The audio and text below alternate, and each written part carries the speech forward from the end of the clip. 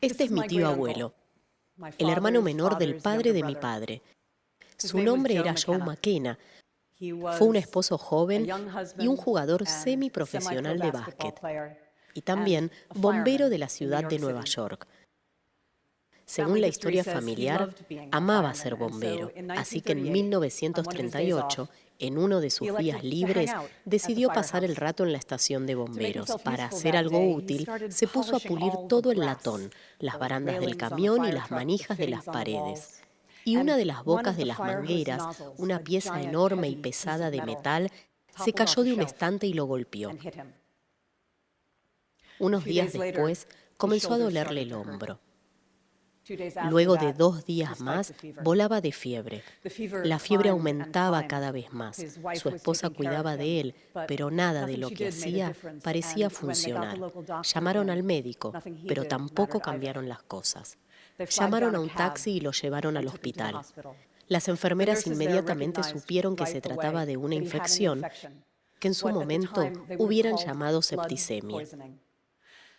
Y aunque quizás no lo dijeron, enseguida supieron que nada podían hacer. Nada podían hacer porque las cosas que usamos hoy en día para curar las infecciones no existían en ese momento. La primera prueba de penicilina, el primer antibiótico, estuvieron disponibles 3 años después. Las personas que tenían infecciones, si tenían suerte, se recuperaban, y si no, morían. Mi tío abuelo no tuvo suerte. Estuvo en el hospital por una semana con temblores y escalofríos, deshidratado y delirante, y entró en coma mientras sus órganos iban fallando de a poco. Su estado se volvió tan desesperante que sus compañeros bomberos hacían fila para donarle sangre, esperando diluir la infección que se apoderaba de su cuerpo. Nada funcionó. Él murió. Tenía 30 años. Si repasamos la historia, la mayoría de las personas murieron de la misma forma que mi tío. La gente no moría de cáncer o de enfermedades cardíacas, que son las enfermedades ligadas al estilo de vida que nos afectan actualmente en Occidente. No se morían de esas enfermedades porque no vivían lo suficiente como para contraerlas. Morían de lesiones, corneados por un toro o por un disparo en una batalla, aplastados en una fábrica nueva de la revolución industrial. Y la mayoría de las veces por infecciones que finalizaban lo que las lesiones iniciaban. Todo esto cambió cuando aparecieron los antibióticos. De pronto las infecciones, que habían sido una sentencia de muerte, se convirtieron en algo de lo que te recuperabas en días. Parecía un milagro, y desde entonces hemos vivido en la era dorada de las drogas milagrosas. Y ahora estamos llegando a su final. Mi tío murió en los últimos días de la era preantibiótica. Ahora estamos en el umbral de la era post-antibiótica. En los primeros días de una época en que las infecciones simples, como la de mi tío Joe, matarán a las personas una vez más. De hecho, ya están haciéndolo. Las personas mueren nuevamente de infecciones debido a un fenómeno llamado resistencia antibiótica. Resumidamente, funciona así. Las bacterias compiten entre ellas por recursos, por alimento, fabricando compuestos letales con los que se atacan entre sí. Otras bacterias, para protegerse, generan defensas contra esos ataques químicos. Cuando hicimos antibióticos por primera vez, tomamos estos compuestos en nuestros laboratorios e hicimos nuestras versiones de ellos. Y las bacterias reaccionaban a nuestro ataque de la misma forma en que siempre lo han hecho. La penicilina fue distribuida en 1943 y la resistencia general a la penicilina surgió en 1945. La vancomicina llegó en 1972 y la resistencia a esta en 1988. El imipenem en 1985 y en 1998 la resistencia a este. La daptomicina llegó en 2003 y la resistencia a ella tan solo un año después. Por 70 años hemos estado jugando el juego de saltar al burro, nuestra droga, luego resistencia. Después hacíamos otra droga y de nuevo nuevo la resistencia. Y ahora este juego está llegando a su fin. Las bacterias desarrollan resistencia tan rápido que las compañías farmacéuticas han decidido que hacer antibióticos ya no les beneficia. Así que hay infecciones desplazándose por el mundo para las cuales, de los más de 100 antibióticos disponibles en el mercado, 2 drogas pueden funcionar con efectos secundarios, o una droga o ninguna. Así es como se ve el panorama. En el año 2000, los Centros para el Control y la Prevención de Enfermedades identificaron un único caso en un hospital de Carolina del Norte de una infección resistente a todas las drogas excepto 2. Actualmente esa infección, conocida como KPC, se ha propagado por todos los estados excepto 3 y por América del Sur, Europa y Oriente Medio. En el 2008, en Suecia, diagnosticaron a un hombre de India con una infección diferente, resistente a todas las drogas excepto una. El gen que crea esa resistencia, conocido como NDM, se ha propagado desde la India hacia China, Asia, África, Europa, Canadá y Estados Unidos. Naturalmente, esperaríamos que estas infecciones sean casos extraordinarios, pero en realidad, en Estados Unidos y Europa, 50.000 personas al año mueren de infecciones para las cuales no existe medicina. Un proyecto del gobierno británico, conocido como Análisis de la Resistencia Antimicrobiana, estima que el total mundial actual es de 700.000 muertes al año. Son muchas muertes. Y aún así, es muy probable que no nos sintamos en riesgo, que imaginemos que estas personas son pacientes de hospitales en unidades de terapia intensiva o residentes de asilos esperando el final de sus vidas. Personas cuyas infecciones están muy lejanas a nosotros, en situaciones con las que no nos identificamos. En lo que no habían pensado, y ninguno de nosotros lo hace, es que los antibióticos sostienen casi toda una vida moderna. Si perdiéramos los antibióticos, también perderíamos esto. Primero, protección para personas inmunodeprimidas, pacientes con cáncer, pacientes con SIDA, receptores de trasplantes, bebés prematuros y después cualquier tratamiento que coloque objetos ajenos al cuerpo. Stents para derrames cerebrales, bombas de insulina para diabetes, diálisis, reemplazo de articulaciones. ¿Cuántos atletas nacidos después de la Segunda Guerra Mundial necesitan caderas y rodillas nuevas? Un estudio reciente estima que, sin los antibióticos, 1 de cada 6 podría morir. Luego, probablemente perderíamos las cirugías. Muchas operaciones son precedidas por dosis profilácticas de antibióticos. Sin esa protección, perderíamos la capacidad de abrir los espacios escondidos del cuerpo. No habría operaciones del corazón, ni biopsias de próstata, tampoco cesáreas. Tendríamos que aprender a temer a las infecciones que ahora parecen mínimas. La faringitis estreptocócica causaba insuficiencia cardíaca. Las infecciones de la piel terminaban en amputaciones. En los hospitales más limpios, casi 1 de cada 100 mujeres moría dando a luz. La neumonía se llevó a 3 de cada 10 niños. Más que nada, perderíamos esa confianza con la que vivimos nuestra vida diaria. Si supieras que cualquier herida podría matarte, ¿te subirías a una moto? ¿Esquiarías colina abajo? ¿Te subirías a una escalera para colgar las luces de Navidad? ¿Dejarías a tu hijo deslizarse hacia el plato de béisbol? Después de todo, la primera persona en recibir penicilina, un policía británico llamado Albert Alexander, cuya infección había sido tan devastadora que por su cuero cabelludo salía pus y los doctores tuvieron que quitarle un ojo, se infectó por hacer algo muy simple.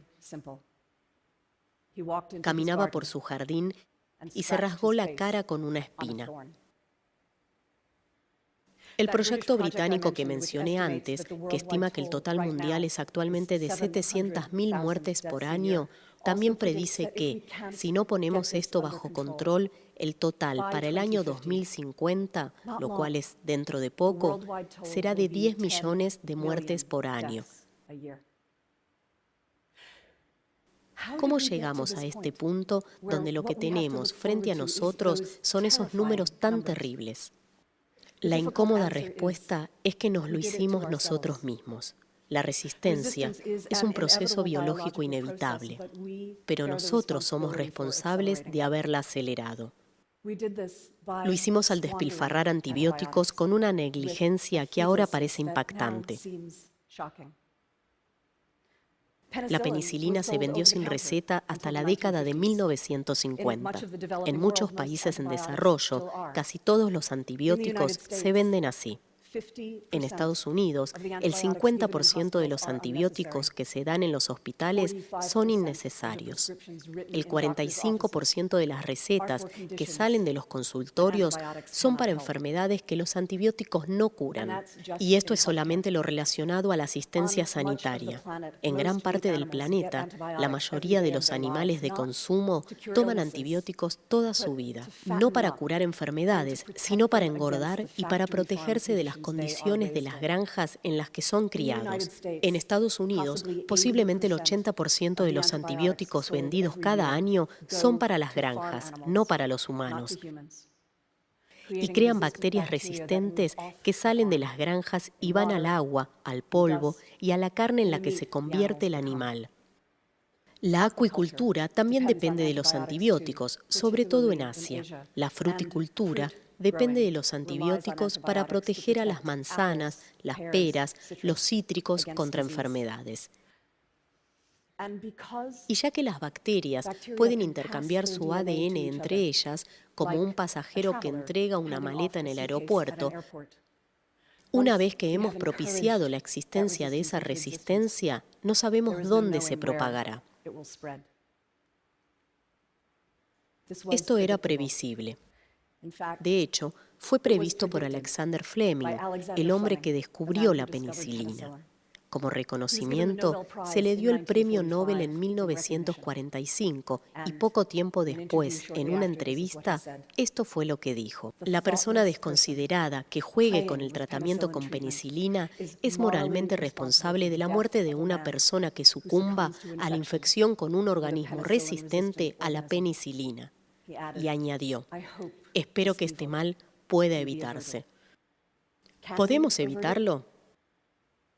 Hay compañías trabajando en novedosos antibióticos, cosas que las bacterias asesinas no han visto nunca antes. Necesitamos esas drogas urgentemente y necesitamos incentivos, subvenciones para nuestros descubrimientos, prórrogas de patentes y premios para que otras compañías quieran fabricar antibióticos otra vez.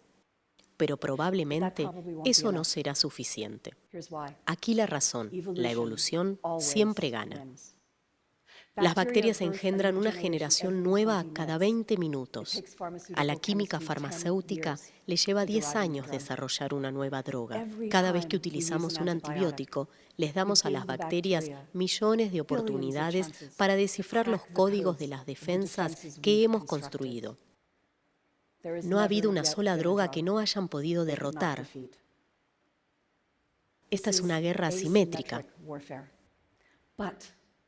Pero podemos cambiar el resultado.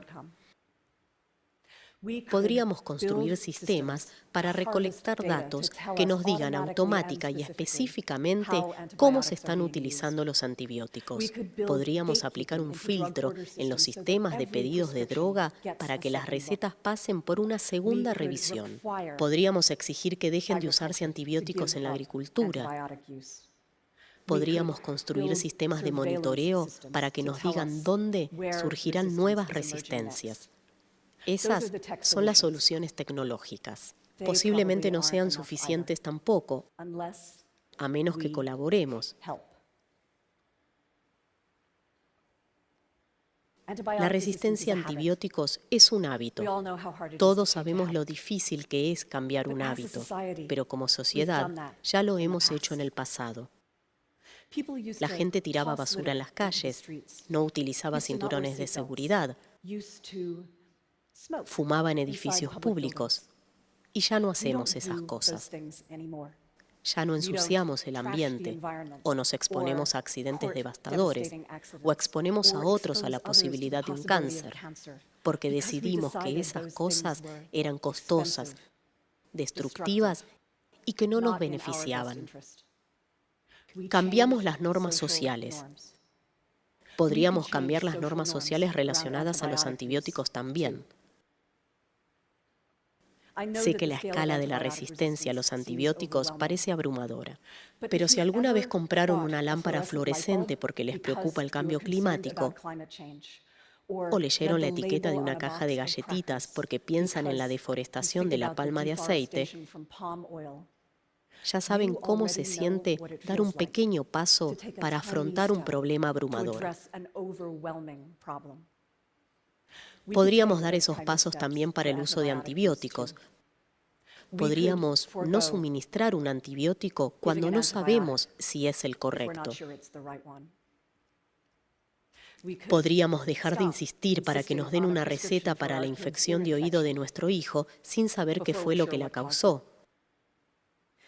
Podríamos pedir a cada restaurante, a cada supermercado, que nos diga de dónde proviene la carne.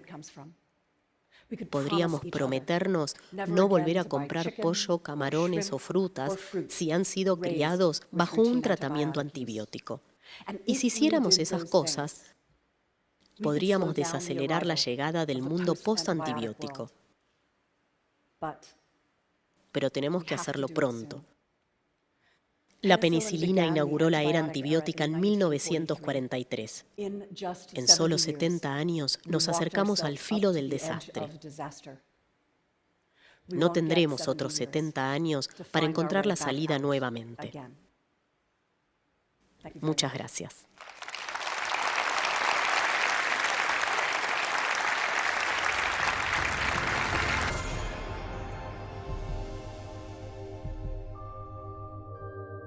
El problema de la automedicación de por sí es un problema con cualquier medicamento. La automedicación no debería existir, digamos, no debería realizarla ningún individuo. El problema en el caso de los antibióticos es muy específico porque eso favorece en todo momento que se genere la resistencia bacteriana. Eso hace que en un momento dado uno no tenga, que ese antibiótico no tenga la capacidad de combatir a esa bacteria. La bacteria, como es su propia defensa,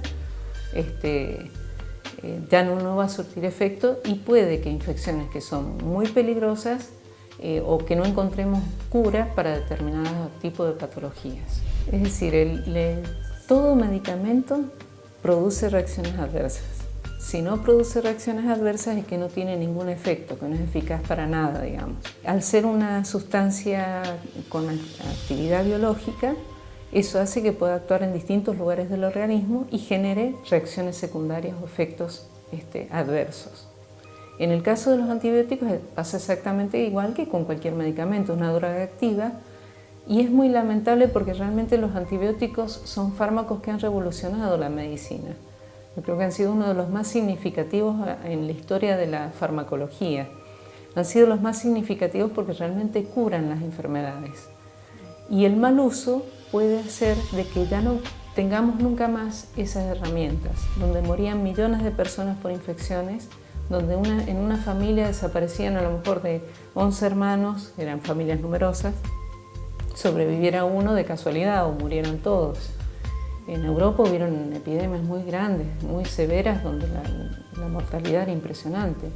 Entonces, perder esas herramientas terapéuticas tan valiosas sería muy lamentable que por inconsciencia médica, farmacéutica, de los mismos usuarios, de los mismos políticos que tienen que implementar políticas sanitarias, no perdamos eso. Volver a la era preantibiótica sería realmente tristísimo. Entonces, si no tomamos conciencia del riesgo que tenemos como sociedad, vamos mal, muy mal.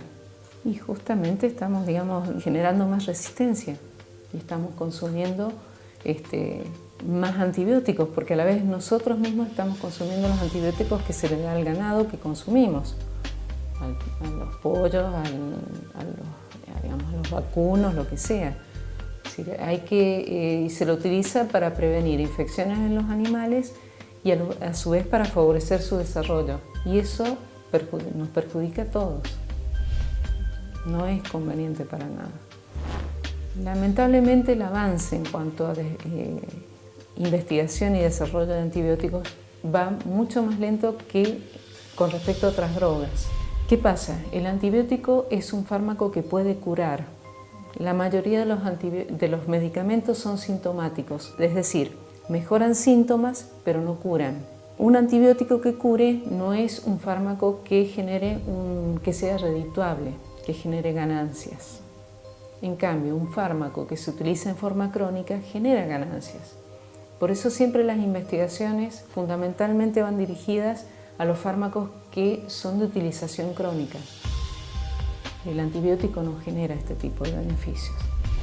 Hay investigaciones, pero si seguimos utilizándolos de la misma forma, no vamos a tener ningún tipo de avances, digamos. Porque no es el problema el tener nuevas herramientas terapéuticas si no lo utilizamos bien. Como primera medida, si uno toma un antibiótico, que siempre sea bajo receta. El antibiótico no debe venderse sin receta.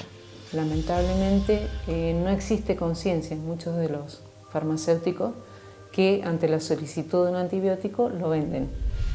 Y yo muchas veces les he dicho, no tienen que hacerlo. Dicen, pero si no van a la farmacia de enfrente.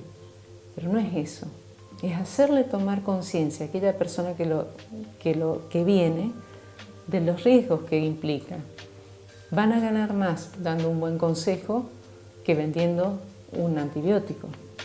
A su vez, la persona que va con un problema piensa que tiene una infección, le duele la garganta, va y pide un comprimido. Nunca se debe hacer eso. Siempre se debe hacer el tratamiento completo para garantizar de que la infección está curada. Por algo tiene un proceso de curación, es decir, hay un proceso en el cual se puede combatir a esa bacteria. Entonces siempre hay que hacer el tratamiento completo, comprarlo bajo receta, bajo la prescripción del médico, y a su vez lo ideal sería que el médico también pudiera hacer un diagnóstico adecuado de la infección. Por ejemplo, la mayoría de las personas creen que ante una gripe o un resfrío pueden tomar un antibiótico. El antibiótico no puede atacar un virus. En este caso estamos hablando de un virus. En un resfrío, en una gripe es un virus. Nunca hay que tomar un antibiótico porque no es eficaz y aumentamos aún más la resistencia. Si tomamos menos tiempo del debido, la bacteria se vuelve más resistente. No alcanzamos a combatirla. Y por otro lado, tratar de comer, digamos, cosa que es bastante difícil, acceder a carne que no esté,